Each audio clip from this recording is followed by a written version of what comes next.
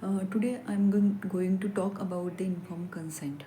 Informed consent process in which investigator explain all the details in easy language to the participants. So participant must understand clearly all the procedures and all the details of the informed consent process.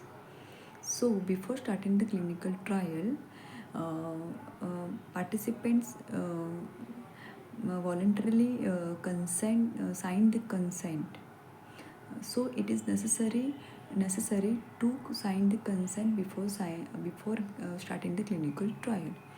Now the participant must be explained by the investigator about the study process, procedures, possible risk and benefits, and whenever they want to withdraw the trial, they can do.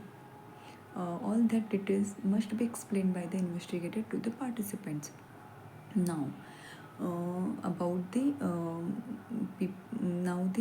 unconscious patients, minor patients, and the minor patient, unconscious, severe mentally ill patient. For those, legally acceptable representative must be signed the informed consent process, because those patients cannot capable of sign the documents.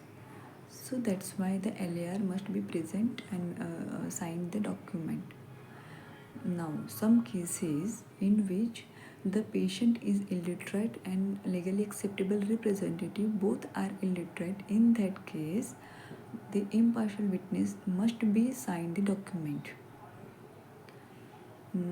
Example, if the patient met with an accident, so he cannot sign the document and he cannot understand the document, so his father or his wife can sign the informed consent process. Now the children for the children, the parent or the guardian sign must be given in the consent form, and the older children sign the assent form, and the younger children should be understand about the study procedure of the informed consent process. Now audio video consenting. Audio video consenting for the new clinical trial involving vulnerable subjects, audio video consenting must be done. Or for HIV drugs and leprosy drugs, only the audio recording should be done. Okay.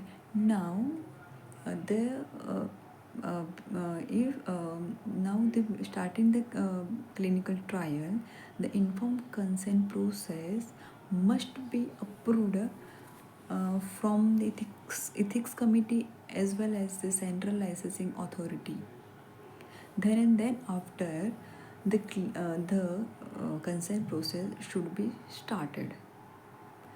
If any changes has been made in the informed consent document, then it should be again approved from ethics committee as well as the central licensing authority.